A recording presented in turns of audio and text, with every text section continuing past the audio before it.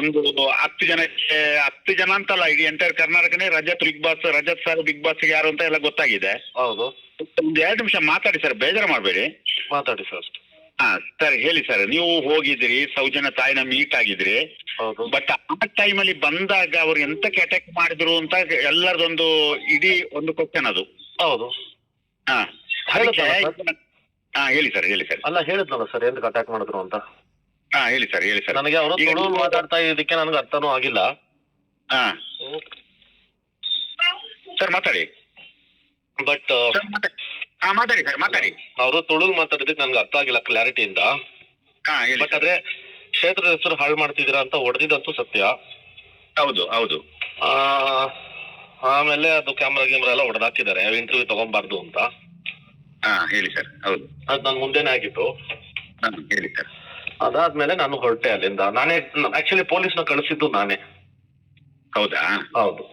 ಹಾ ಹೇಳಿ ಸರ್. ಸರಿ ಸರಿ ಸರ್. ಈಗ ನಾನು ಸರ್ 1 ನಿಮಿಷ. ಹಲೋ ಹೇಳಿ ಸರ್, ಹೇಳಿ. ನಾನೊಬ್ಬ ಸುಬ್ರಹ್ಮಣ್ಯ ದೇವಸ್ಥಾನದ ಹಿತರಕ್ಷಣಾ ವೇದಿಕೆ ಸದಸ್ಯನಾಗಿ ನಾನು ನಿಮ್ಮ ಹತ್ರ ಮಾತಾಡೋದು ಏನಂದ್ರೆ, ಈ ಪ್ರಚಾರ ಆಗ್ತಿದೆಲ್ಲ ಗಲಾಟೆಗೆ ಅಂತ ಅಂದ್ರೆ ನಿಮ್ಮ ಸರ್ ಒಂದು 2 ನಿಮಿಷ, ಯಾಕಂದ್ರೆ ನನಗೆ ಬೇಕಾಗುತ್ತೆ ಸರ್.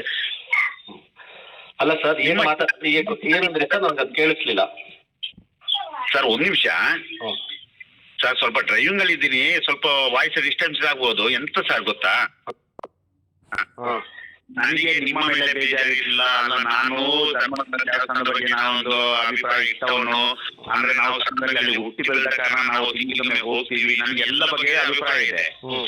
ನನ್ಗೆ ಯಾರನ್ನು ನಂಬಬೇಕು, ಯಾರನ್ನು ಬಿಡಬೇಕು, ನನಗೆ ಇಷ್ಟುವರೆಗೂ ನನಗೇ ನನ್ನ ಕ್ಲಾರಿಟಿ ಸಿಕ್ಕಿಲ್ಲ. ಹಂಗಂತೇಳಿ ನಾನು ರಾಜೇಶ್ ಹತ್ರ ಕೇಳೋದೇನಂದ್ರೆ, ನಾನೇನು ಮೀಡಿಯಾದವನಲ್ಲ, ನಾನು ನಿಮ್ಮ ಹತ್ರ ಮಾತಾಡಿ ಇದನ್ನು ಇಡೀ ಪಬ್ಲಿಸಿಟಿ ಮಾಡಬೇಕು ಅಂತ ನನಗೆ ಉದ್ದೇಶ ಇಲ್ಲ. ಬಟ್ ನಾನ್ ಕೇಳೋದಾದ್ರೆ, ನೀವು ಬಂದು ಈ ತರ ಗಲಾಟೆ ಆಯ್ತು ಅಂತಲ್ಲ, ಇಡೀ ಊರೇ ಇಡೀ ಕರ್ನಾಟಕನೇ ಹಬ್ಬಿಸ್ತಿದೆಯಲ್ಲ. ಈಗ ಸರ್ ನಿಮ್ಮ ಸ್ಟ್ಯಾಂಡ್ ಏನು ಅಂತ ನನ್ನೊಂದು ಪ್ರಶ್ನೆ. ನೀವು ನಾನು ಬಂದು ಅಲ್ಲಿ ಜಗಳ ಮಾಡಬೇಕು ಅಂತ ನಾನು ಬಂದವನಲ್ಲ.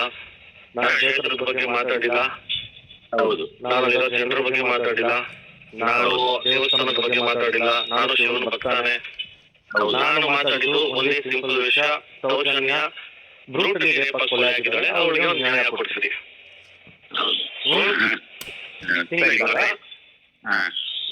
ರಿಪೋರ್ಟರ್ ಮೇಲೆಲ್ಲ ಹಲ್ಲೆ ಮಾಡಿ ವಿಡಿಯೋ ತಗೋತಾ ಇದ್ರೆ, ಕ್ಷೇತ್ರದ ಹೆಸರು ಹಾಳಾಗ್ತಾ ಇದೆ, ಅದು ಇದು ಅಂತ ಹೊಡೆದಿದ್ದವರು, ದೊಡ್ಡದು ಮಾಡಿದವರು. ಹೌದು. ಇದ್ದಾಗ ನಾನ್ ಬಂದಿದ್ದು ಜಗಳ ಆಯ್ತು, ಅಂದ್ರೆ ಇದಕ್ಕೆ ನಾನೇನಂತ ಹೇಳಿ ಸರ್. ಮತ್ತೊಂದು ವಿಷಯ, ನೀವು ನನ್ನ ಫೇಸ್ ನೋಡಿದ್ರೆ ಗೊತ್ತಾಗ್ಬೋದು. ನಾನು ಸವಾರಿ 2 ಮತ್ತು ಗೋದ್ರ ಅಂತ ಫಸ್ಟ್ ಇತ್ತು, ಡಿಯರ್ ವಿಕ್ರಮ್ ಅಂತ 2 ಫಿಲಮ್ ನಲ್ಲಿ ಸೈಡ್ ಆಕ್ಟಿಂಗ್ ಮಾಡಿದವನು.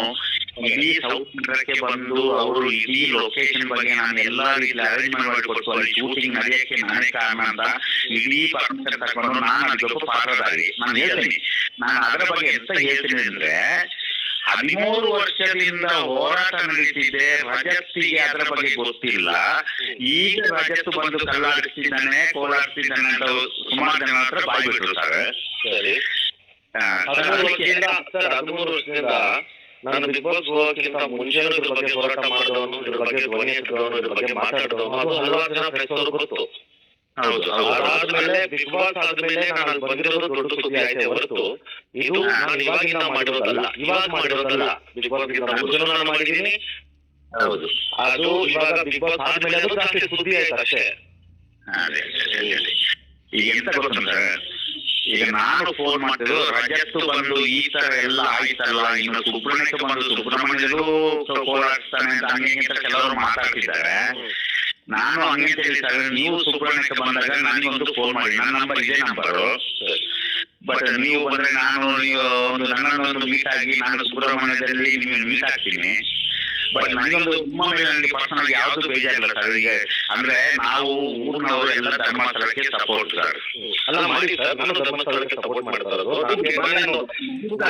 ಬಗ್ಗೆ ಮಾತಾಡಿಲ್ಲ, ನಾನು ಕ್ಷೇತ್ರದ ಬಗ್ಗೆ ಮಾತಾಡಿಲ್ಲ. ನಾನು ಮಾತಾಡೋದು ಹೆಣ್ಮಗು ಮರ್ಡರ್ ಆಗಿದ್ದಾಳೆ, ಅವ್ರಿಗೆ ನ್ಯಾಯ ಕೊಡಿಸಿ ತಪ್ಪೇನಿದೆ ಸರ್.